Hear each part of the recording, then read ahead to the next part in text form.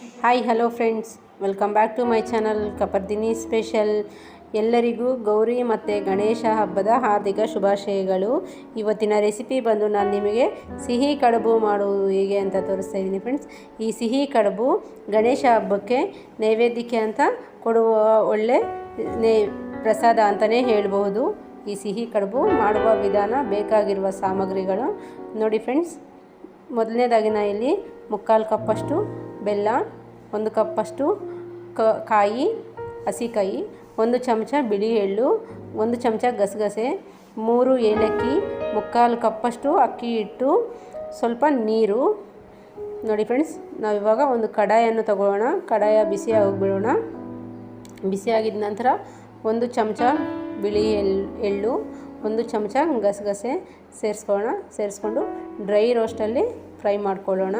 ನಾವಿಲ್ಲಿ ಯಾವುದೇ ಎಣ್ಣೆ ಅಥವಾ ತುಪ್ಪವನ್ನು ಸೇರಿಸ್ಕೊತಾ ಇಲ್ಲ, ಹಾಗೆ ಡ್ರೈ ರೋಸ್ಟಲ್ಲೇ ಮಾಡ್ತಾ ಇರುವಂಥ ಸಿಹಿ ಕಡುಬು. ಈ ಸಿಹಿ ಕಡುಬಿಗೆ ಇವಾಗ ಬೆಲ್ಲವನ್ನು ಸೇರಿಸ್ಕೊಳ್ಳೋಣ. ಬೆಲ್ಲವನ್ನು ಸೇರಿಸ್ಕೊಂಡು ಚೆನ್ನಾಗಿ ಮಿಕ್ಸ್ ಮಾಡ್ಕೊಳ್ಳೋಣ. ನಾವಿಲ್ಲಿ ಯಾವುದೇ ಥರ ಪಾಕವನ್ನು ತಗೊಳ್ತಾ ಇಲ್ಲ, ಜಸ್ಟ್ ಹಾಗೆ ಮಿಕ್ಸ್ ಮಾಡ್ಕೊಳ್ಳೋಣ.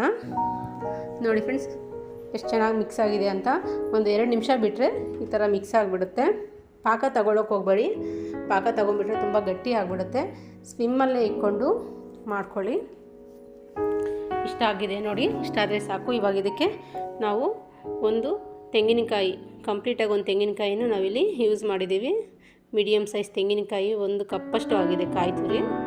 ಇದನ್ನು ಸೇರಿಸ್ಕೊಳ್ಳೋಣ. ಸೇರಿಸ್ಕೊಂಡು ಒಂದು 5ರಿಂದ 10 ನಿಮಿಷ ಚೆನ್ನಾಗಿ ಮಿಕ್ಸ್ ಮಾಡಿಕೊಂಡ್ರೆ ಸಾಕು. ಚೆನ್ನಾಗಿ ಮಿಕ್ಸ್ ಆಗಬೇಕು. ಬೆಲ್ಲ ಮತ್ತು ಕಾಯಿ ಕಂಪ್ಲೀಟ್ ಮಿಕ್ಸ್ ಆಗಬೇಕು. ಮಿಕ್ಸ್ ಆದಮೇಲೆ ಚೆನ್ನಾಗಿರುತ್ತೆ. ಒಂದು 5ರಿಂದ 10 ನಿಮಿಷ ಮಿಕ್ಸ್ ಮಾಡ್ಕೊಳ್ಳಿ. ನೋಡಿ ಫ್ರೆಂಡ್ಸ್, ಎಷ್ಟು ಚೆನ್ನಾಗಾಗಿದೆ ಅಂತ. ಇದಕ್ಕೆ ಬೇಕಂದರೆ ನೀವು ಕಡಲೆ ಬೀಜ, ಹುರ್ಗಡ್ಲೆ ಮತ್ತು ಬಾದಾಮಿ, ಗೋಡಂಬಿ ಈ ಥರದ್ದನ್ನು ಕೂಡ ಪುಡಿ ಮಾಡಿ ಸೇರಿಸ್ಕೋಬೋದು. ಆದರೆ ನಾನು ಇಲ್ಲಿ ಯಾವುದೇ ಥರ ಸೇರಿಸ್ಕೊಂಡಿಲ್ಲ, ಬರೀ ಕಾಯಿ ಒಂದೇ ಸೇರಿಸ್ಕೊಂಡಿದ್ದೀನಿ. ಹಾಗೆ ನಾವು ಇಲ್ಲಿ 3 ಏಲಕ್ಕಿ ಕಾಯಿಯನ್ನು ಸೇರಿಸ್ಕೊಳ್ಳೋಣ. ನೋಡಿ ಫ್ರೆಂಡ್ಸ್, ಇದು ರೆಡಿಯಾಗಿದೆ. ಇವಾಗ ಈ ಮಿಶ್ರಣವನ್ನು ಒಂದು ಬೌಲ್ಗೆ ಸೇರಿಸ್ಕೊಳ್ಳೋಣ. ಅದೇ ಕಡಾಯಿಗೆ ನಾವು ಅಕ್ಕಿ ಹಿಟ್ಟಿನಿಂದ ನಾವು ಕನಕನ್ನು ರೆಡಿ ಮಾಡ್ಕೊಳ್ಳೋಣ. ಇವಾಗ ಮೊದಲನೇದಾಗಿ 1 ಕಪ್ಪಷ್ಟು, 3/4 ಕಪ್ಪಷ್ಟು ನಾವು ಅಕ್ಕಿ ಹಿಟ್ಟು ತೊಗೊಂಡಿದ್ದೀವಿ. ಅದಕ್ಕೆ 1.5 ಕಪ್ಪಷ್ಟು ನೀರನ್ನು ಸೇರಿಸ್ಕೊಳ್ಳೋಣ. ಮೊದಲು 1 ಕಪ್ಪಷ್ಟು ಸೇರಿಸ್ಕೊಂಡಿದ್ದೀವಿ, ಮತ್ತು ಅರ್ಧ ಕಪ್ಪಷ್ಟು ಸೇರಿಸ್ಕೊಳ್ಳೋಣ. ಇದ್ರ ಜೊತೆಗೆ 1/4 ಟೀ ಸ್ಪೂನ್ ಉಪ್ಪನ್ನು ಕೂಡ ಸೇರಿಸ್ಕೊಳ್ಳೋಣ. ಹಾಗೆ 1 ಚಮಚ ಅಕ್ಕಿ ಹಿಟ್ಟನ್ನು ಕೂಡ ಸೇರಿಸ್ಕೊಳ್ಳೋಣ. ನಾವಿಲ್ಲಿ ಯಾವುದೇ ನೈವೇದ್ಯಕ್ಕೂ ಕೊಡ್ತಾ ಇಲ್ಲ, ಹಾಗಾಗಿ ನೋಡಿ ಚೆನ್ನಾಗಿ ಕುದೀತಾ ಇದೆ. ಇವಾಗ ಹಿಟ್ಟನ್ನು ಸೇರಿಸ್ಕೊಳ್ಳಿ. ಬೇಕಂದರೆ ಗಣೇಶ ಹಬ್ಬಕ್ಕೆ ನೀವು ದೇವ್ರಿಗೆ ನೈವೇದ್ಯಕ್ಕೆ ಅಂತ ಮಾಡಿದ್ರೆ ಉಪ್ಪು ಹಾಕಲ್ಲ, ಕೆಲವರೆಲ್ಲ ಸಪ್ಪೆ ಅಂತ ಮಾಡ್ತಾರೆ. ಸಪ್ಪೆ ಮಾಡೋದಾದರೆ ನೀವು ಉಪ್ಪು ಸ್ಕಿಪ್ ಮಾಡ್ಕೋಬೋದು. ನೋಡಿ ಫ್ರೆಂಡ್ಸ್, ಇವಾಗ ಹಿಟ್ಟಾಗಿದ್ದ ನಂತರ ಚೆನ್ನಾಗಿ ನಾದ್ಕೋಬೇಕಾಗುತ್ತೆ. ನಾವು ಒಂದು 2ರಿಂದ 3 ನಿಮಿಷ ಚೆನ್ನಾಗಿ ನಾದ್ಕೋಬೇಕಾಗುತ್ತೆ. ನೋಡಿ, ಇಷ್ಟಾದರೆ ಸಾಕು. ಇವಾಗ ಒಂದು ಪ್ಲೇಟನ್ನು ಮುಚ್ಕೊಳ್ಳೋಣ. ಪ್ಲೇಟನ್ನು ಮುಚ್ಕೊಂಡು 1 ನಿಮಿಷದ ನಂತರ ನೋಡಿ ಫ್ರೆಂಡ್ಸ್, ಎಷ್ಟು ಚೆನ್ನಾಗಾಗಿದೆ ಅಂತ. ಇವಾಗ ಇದನ್ನು ನಾವೊಂದು ಪ್ಲೇಟ್ಗೆ ಸೇರಿಸ್ಕೊಳ್ಳೋಣ. ಈ ಮಿಶ್ರಣವನ್ನು ಇಲ್ಲಿ ನಾವು ಒಂದು ಗ್ಲಾಸ್ ಅಥವಾ ಒಂದು ಬೌಲಿನ ಸಹಾಯದಿಂದ ಚೆನ್ನಾಗಿ ಮಿಕ್ಸ್ ಮಾಡ್ಕೊಳ್ಳೋಣ. ನೋಡಿ ಫ್ರೆಂಡ್ಸ್, ಚೆನ್ನಾಗಿ ನಾದ್ಕೋಬೇಕಾಗುತ್ತೆ. ಸ್ವಲ್ಪ ತಣ್ಣಗಾಗೋ ತನಕ ಒಂದು ಗ್ಲಾಸಿನ ಅಥವಾ ಒಂದು ಬೌಲಲ್ಲೋ ಚೆನ್ನಾಗಿ ಮಿಕ್ಸ್ ಮಾಡ್ಕೊಳ್ಳಿ. ಅದರ ನಂತರ ಸ್ವಲ್ಪ ಕೈ ತ್ಯಾವ ಮಾಡಿಕೊಂಡು ಬಿಸಿ ಇದ್ದಾಗೆ ನಾವು ಚೆನ್ನಾಗಿ ನಾದ್ಕೋಬೇಕಾಗುತ್ತೆ. ನೋಡಿ ಫ್ರೆಂಡ್ಸ್, ಎಷ್ಟು ಚೆನ್ನಾಗಿ ಬಂದಿದೆ ಅಂತ.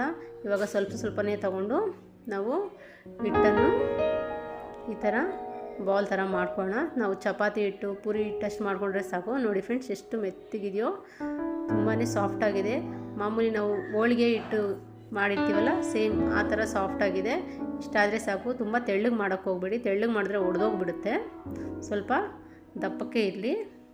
ಇವಾಗ ಇಲ್ಲಿ ನಾವು 1 ಚಮಚ ಅಷ್ಟು ಮಿಶ್ರಣ, ಕಾಯಿ ಮತ್ತು ಬೆಲ್ಲದ ಮಿಶ್ರಣವನ್ನು ಸೇರಿಸ್ಕೊಳ್ಳೋಣ.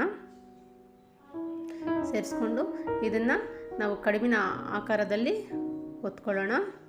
ನೀವು ಬೇಕಂದರೆ ಕಡುಬು ಮಾಡೋದ್ರಲ್ಲೇ ಮಾಡಿ, ಬಟ್ ನನಗೆ ಹಿಂಗೆ ಮಾಡೋಣ ಅನಿಸ್ತು, ಅದಕ್ಕೆ ಹಿಂಗೆ ಮಾಡಿದ್ದೀನಿ.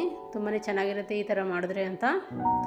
ನಾನಿಲ್ಲಿ ಸ್ಪೋರ್ಕ್ ತಗೊಂಡು ಜಸ್ಟ್ ನೀಟಾಗಿ ಫಿಟ್ ಆಗಿರಲಿ ಅಂತ ನಾನು ಪ್ರೆಸ್ ಮಾಡ್ತಾಯಿದ್ದೀನಿ ಅಷ್ಟೇ. ನೀವು ಬೇಕಂದರೆ ಶೇಪ್ ಕೂಡ ತೊಗೋಬೋದು. ನೋಡಿ, ಈ ಥರ ಕವರ್ ಕ್ಲೋಸ್ ಮಾಡಿಕೊಂಡು ಒಂದು ಪ್ಲಾಸ್ಟಿಕ್ ಕವರಲ್ಲಿ ಮಾಡ್ತಾಯಿದ್ದೀನಿ. ನನಗೆ ಬಾಳೆ ಎಲೆ ಸಿಗಲಿಲ್ಲ. ಬಾಳೆ ಎಲೆಯಲ್ಲಿ ಸಿಕ್ಕಿದ್ರೆ ನೀವು ಬಾಳೆ ಎಲೆಯಲ್ಲಿ ಟ್ರೈ ಮಾಡಿ, ತುಂಬಾ ಚೆನ್ನಾಗಿ ಬರುತ್ತೆ. ತುಂಬಾ ಈಸಿಯಾಗಿ ಕೂಡ ಮಾಡ್ಬೋದು ಬಾಳೆ ಎಲೆಯಲ್ಲಿ. ನೋಡಿ, ನಾವಿಲ್ಲಿ ಒಂದು ಇಡ್ಲಿ ಪಾತ್ರೆಯಲ್ಲಿ ಒಂದು 10ರಿಂದ 15 ನಿಮಿಷ ಬೇಯಿಸ್ಕೊಂಡ್ರೆ ಸಾಕು. ತುಂಬಾ ಚೆನ್ನಾಗಿರುತ್ತೆ, ತುಂಬಾ ಟೇಸ್ಟಿಯಾಗಿರುತ್ತೆ. ನೀವು ತಪ್ಪದೇ ಟ್ರೈ ಮಾಡಿ. ಹಾಗೆ ನಮ್ಮ ಚಾನಲನ್ನು ಸಬ್ಸ್ಕ್ರೈಬ್ ಮಾಡಿ, ಲೈಕ್ ಮಾಡಿ, ಶೇರ್ ಮಾಡಿ, ಕಾಮೆಂಟ್ ಮಾಡಿ. ನೋಡಿ ಫ್ರೆಂಡ್ಸ್, ಇದು ಆಗಿದ ತಕ್ಷಣವೇ ಪ್ಲೇಟಿಂದ ತೆಗಿಯೋಕೆ ಹೋಗ್ಬೇಡಿ. ಒಂದು 10 ನಿಮಿಷ ರೆಸ್ಟ್ ಮಾಡೋಕೆ ಬಿಟ್ಟು ಅದ್ರ ನಂತರ ತೆಗೀರಿ. Thank you for watching.